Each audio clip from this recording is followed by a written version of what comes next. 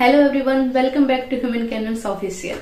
तो हमारी CUET PG psychology 2026 में होने वाले एग्जाम के लिए जो जर्नी है वो हमने शुरू की थी, जिसमें हमने बहुत सारे टॉपिक्स पहले डिस्कस किए, हमने सिलेबस डिस्कस किया। अगर अब तक आपने सिलेबस को नहीं देखा है तो आप हमारे चैनल ह्यूमन कैनन्स ऑफिशियल पे जा सकते हैं। वहां पे आप बाकी जो टॉपिक्स पे वीडियोस बने हैं उनको भी देख सकते हैं, क्योंकि वो टॉपिक्स बहुत ही इंपॉर्टेंट टॉपिक्स हैं। Like branches, schools of psychology branches हम आज डिस्कस करने वाले हैं, और पैराडाइम हमारे जो हैं, और फ्रॉइड की दो इंपॉर्टेंट थ्योरीज। इन टॉपिक्स पे आपको जरूर से जरूर क्वेश्चंस देखने को मिलेंगे। और मैंने सेल्फ हेल्प वीडियोस भी चैनल पे डाले हैं, वो भी आप देख सकते हैं जाकर। तो आज का जो टॉपिक है वो है branches of psychology. So let's start. So in branches of psychology हम थोड़े बहुत जो इम्पोर्टेंट ब्रांच है जिसपे आपको क्वेश्चंस मिलेंगे, सिर्फ वही टॉपिक मैंने पहले भी डिस्कस किए और अब भी हम डिस्कस करने वाले हैं। तो चलिए देखते हैं कौन कौन सी साइकोलॉजी में इम्पोर्टेंट ब्रांचेस हैं। तो वन इज पॉजिटिव साइकोलॉजी। तो पॉजिटिव साइकोलॉजी पहली बार दी गई थी 1998 में, एंड पॉजिटिव साइकोलॉजी के फादर थे Martin Seligman. Yes, Martin Seligman ने पहली बार पॉजिटिव साइकोलॉजी का फाउंडेशन रखी थी। वो क्लिनिकल साइकोलॉजिस्ट थे पहले, बाद में उन्होंने एपीए के अंदर भी वो मेंबर रहे, अमेरिकन साइकोलॉजिकल एसोसिएशन, जिसपे आपके क्वेश्चन आ सकते हैं। एपीए, अमेरिकन साइकोलॉजिकल एसोसिएशन, जो कि आपका एस्टेब्लिश हुआ था 1892 में। यस, 1892।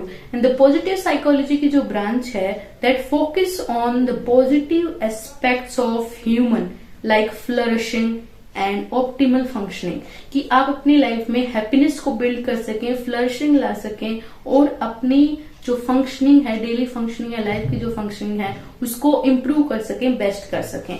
तो इसमें हमारी जो स्ट्रेंथ है और वर्च्यूज जो गुण हमारे हैं उस पे focus. And in the strength and virtues there is, इसमें जो मेन फोकस है वो स्ट्रेंथ पे, वेलबींग पे, हैप्पीनेस पे एंड फुलफिलमेंट।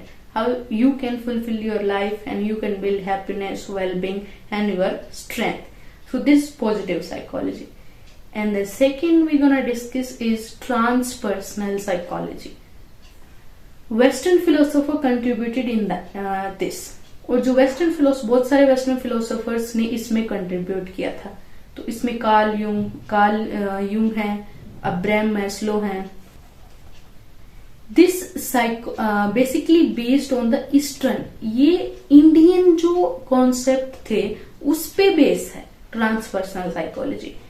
और इसमें ट्रांसडेंस, जो हायर अवेयरनेस हमारी ट्रांसडेंस, लाइक हम कहते हैं कि आत्मन, ट्रांसडेंस, मुक्ति, उन सब पे जो बात की गई है ईस्टर्न साइकोलॉजी में, मुक्ति प्राप्त करना या जो हमारी ट्रांसेंडेंस है उस पे फोकस किया गया। तो इस ईस्टर्न, वैसे तो ये वेस्टर्न है लेकिन ईस्टर्न पर्सपेक्टिव इसमें लिया गया। तो transcendence experience more convince by using some, like इसमें जो चीजें उन्होंने बात की, शायद उन्होंने इंडिया से इन्फ्लुएंस लिया है, पता नहीं कहाँ से, कि जो हमारे यहाँ पे जो स्पिरिचुअल गुरुज हैं या फिर जो लोग लाइक संत हैं, they use some like drugs type something, some substance, वो थोड़ी बहुत सब्सटेंस यूज करते हैं। इस पे कॉन्शियसनेस पे बात हुई कि हाईएस्ट हमारी जो कॉन्शियसनेस है उस पे हम कैसे पहुंच सकते हैं। तो वेस्टर्न साइकोलॉजिस्ट ने ईस्टर्न पर्सपेक्टिव लिया, उन्होंने ड्रग्स, हैम्स वगैरह का बोला कि इन सबको यूज करके हम ज्यादा अच्छे से सोच सकते हैं, या फिर ऐसा कुछ होता नहीं है। Western focus on these and said more conscious बना देते हैं हमें, फॉलोड बाय हमारे जो ईस्टर्न फिलोसफी है उससे उन्होंने इसको फॉलो किया कि आप इन सब का यूज करके भी हाईएस्ट जो हमारी ट्रांसडेंडेंस है उस पे आप पहुंच सकते हैं। ऐसा है नहीं, और ये एक नॉन ट्रेडिशनल अप्रोच थी कॉन्शियसनेस तक पहुंचने के लिए। ट्रेडिशनल होती है कि आप एक स्टेप बाय स्टेप थेरेपी से या थेरेपी दे के लोगों को ट्रीट किया जाता है, और यहाँ पे उन्होंने सब्सटेंस का यूज करके, ये सब करके वो कॉन्शियसनेस तक हमें पहुंचाना चाहते थे। आप पहुंच सकते हैं, आप, ऐसा उनका कहना था। तो this was the transpersonal psychology and positive psychology we discussed, and the third psychological branch is sociocultural. सोशियोकल्चर के जो फादर थे वो थे लीव विगोत्स्की, एंड इन्होंने यहाँ पे कल्चरल जो कॉन्टेक्स्ट हैं उन पे बात की. Humans are social beings, development and learning all human activity in social society. कि जो ह्यूमंस हैं वो सोशल बीइंग है, वो सोसाइटी के बिना नहीं रह सकते, और जो ह्यूमंस की जो भी लर्निंग्स होती हैं, जो भी वो नई चीजें सीखते हैं, वो सिर्फ और सिर्फ सोसाइटी के इंटरेक्शन से, सोसाइटी में रहकर ही सीखी जा सकती हैं. ह्यूमंस को एक कल्चर के अंदर, एक सोसाइटी के अंदर पूरी तरीके से समझा जा सकता है, ना कि अकेले. Humans are the part of society and वो culture exist. Humans can only understood in a culture in they exist. जिस कल्चर में वो एग्जिस्ट करते हैं उसी कल्चर में उनको अच्छे से समझा जा सकता है. This is socio cultural approach. Then is clinical approach, clinical psychology. The father of clinical psychology Lightner Witmer, the founder of clinical. इन्होंने क्लिनिकल साइकोलॉजी बनाया था to treat the abnormalities. First time ही took step to diagnose disorders and to treat them. First जो research थी इसमें वो की गई थी लर्निंग डिसेबिलिटी पे. लर्निंग डिसेबिलिटी लाइक आपने देखी होगी मूवी तारे जमीन पर, जिसमें उसको वर्ड्स आगे पीछे या टेढ़े मेढ़े या दिखाई देते हैं. आई थिंक आपने मूवी जरूर देखी होगी, जिसमें वो जो चाइल्ड है उसको वो इलनेस होती है, उसको डिसलेक्सिया बोलते हैं. तो पहली बार डिसलेक्सिया को इन्होंने देखा था, पहचाना था, और जो क्लिनिकल पे पहली बार फोकस किया था वो लाइटनर विटमर ने किया था, to treat the abnormalities, disorders. Yes, then guidance and counselling. इसके फादर थे फ्रैंक पर्सोना. उन्होंने इस पे बात की थी, स्टार्ट किया था 1908 में. Study individual difference to guide, counsel and mental health, social and economic factor. जो काउंसलिंग में होता है, मैरिज काउंसलिंग, हेल्थ काउंसलिंग, अलग अलग चीजों पे काउंसलिंग देना उन्होंने शुरू किया था. लेकिन बाद में जो बहुत सारे वेस्टर्न साइकोलॉजिस्ट थे उन्होंने अलग अलग थेरेपीज डेवलप की. कार्ल रोजर ने थेरेपी, क्लाइंट सेंटर्ड जो थेरेपी थी वो डेवलप की थी. इसी तरह से डिफरेंट थेरेपीज को डेवलप किया गया, वो काउंसलिंग में आता है. And the last ethology. ये जो ब्रांचेस है इन्हीं में से आपको क्वेश्चन आएंगे, इससे बाहर नहीं आ सकते. थोड़ा बहुत फोरेंसिक साइकोलॉजी है एंड ऑर्गेनाइजेशनल साइकोलॉजी. उस पर आपको पता है कि ऑर्गेनाइजेशन में क्या होता है, कि जो कंपनीज होती हैं उसमें कैसे काम होता है, कोऑर्डिनेशन वगैरह. So we will discuss those also in later videos. So ethology was founded by Konrad Lorentz.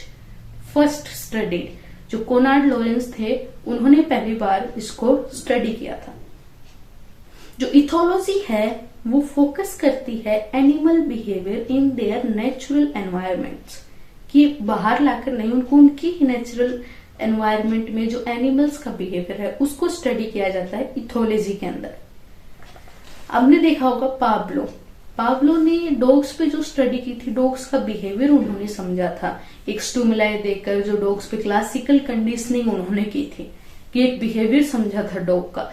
लेकिन उन्होंने वो बिहेवियर समझा था to compare with human beings. उन्होंने वो सिर्फ डॉग्स के लिए नहीं समझा, बल्कि उसको कंपेयर किया था ह्यूमन से, कि ह्यूमंस पे ये कैसे अप्लाई होता है, कैसे रिलेटेड है ह्यूमन से. लेकिन ethology is completely different. Ethology ने खुद सिर्फ और सिर्फ इसका फोकस एनिमल बिहेवियर पे होता है. तो कोनार्ड लोरेंज ने जो स्टडी की थी वो बहुत ही इंटरेस्टिंग स्टडी है. उन्होंने गीज एक आप देख सकते हैं डक जैसा होता है, बर्ड, डक जैसा, not bird but like that. तो उन्होंने गीज के एग्स को लिया और रखा अपने पास. जब उनसे बाहर गीज निकले तो गीज में एक इंस्टिंक्ट होता है, हर एनिमल में एक इंस्टिंक्ट होता है, फिक्स्ड एक्शन पैटर्न होते हैं जो कि ह्यूमंस में भी होते हैं, बाकी सब में भी होते हैं. लाइक द फेमस, जब आप किसी चाइल्ड को उसका हैंड हॉट सरफेस पे रखेंगे तो वो अपने आप उसको हटाएगा, क्योंकि वो इंस्टिंक्ट है, हमारे अंदर पहले से है. Child cry for the food, even the small baby, that is instinct for the survival, हमारे सर्वाइवल को प्रमोट करता है। यहाँ पे गीज के अंदर इंस्टिंक्ट होता है कि उनको जन्म के बाद जब भी कोई चीज हिलती हुई नजर आती है अपने आसपास, तो वो सोचते हैं कि दिस इज देयर मदर, ये उनकी मदर है। तो जब उन्होंने कोनार्ड लॉरेंस को अपने आसपास देखा तो उन्होंने सोचा कि he is my mother, he is my mother. That funny कि ये उन्होंने इनको ही फॉलो करना शुरू किया। उसके बाद आप देख सकते हैं the whole life they followed him. The behaviour in geese is innate था, जो कि फॉलो किया उसको बोलते हैं इम्प्रिंटिंग। इम्प्रिंटिंग गीज का जो बिहेवियर होता है जब वो पहली चीज को फॉलो करते हैं, कोनार्ड ने जो देखा उसको इम्प्रिंटिंग बोलते हैं, कि following after the birth same. And humans baby में भी होता है इन द ऑल। आप देख सकते हैं कोनार्ड ने कैसे पूरी लाइफ गीज ने उनको फॉलो किया। इवन आप देख सकते हैं बहुत टाइम बीतने के बाद भी गीज ने उनको फॉलो किया। 30 साल ये सब एक लाइफ के इंस्टिंक्ट्स होते हैं जो इस दिन के बिना सर्वाइवल पॉसिबल नहीं है। तो ये हर एक ह्यूमन बीइंग में भी होते हैं और एनिमल्स में भी होते हैं, हर एक स्पीसीज में इंस्टिंक्ट्स होते हैं। तो यहाँ पे इथोलॉजी के अंदर एनिमल बिहेवियर को स्टडी किया जाता है in their natural environment. So these are all branches of psychology, जो इंपॉर्टेंट ब्रांचेस हैं जिससे आपको क्वेश्चंस देखने को मिलेंगे। So visit on the channel, और जो पहले सिलेबस के वीडियोस हैं उनको भी कवर कर लीजिए क्योंकि वो 15 से 20 मिनट के ज्यादा से ज्यादा हैं। और अगर आप इतने थोड़े टाइम में इंपॉर्टेंट टॉपिक्स को कवर कर सकते हैं तो आई थिंक एक बार आपको जरूर उनसे गो थ्रू होना चाहिए, क्योंकि एटलीस्ट आपके कॉन्सेप्ट थोड़ा बहुत क्लियर होंगे जिससे आप क्वेश्चंस को इजीली अटेम्प्ट कर पाएंगे in the exam. Hope you like the video. अगर आपको वीडियो अच्छा लगा हो, इन्फॉर्मेटिव लगा हो, तो what you are waiting for, go subscribe, like and share the video. अगर आप किसी भी टॉपिक पे पहले वीडियो चाहते हैं कि इस टॉपिक पे वीडियो बनाया जाए तो आप कमेंट कर सकते हैं। I will make on that also. Stay safe, keep learning, keep growing.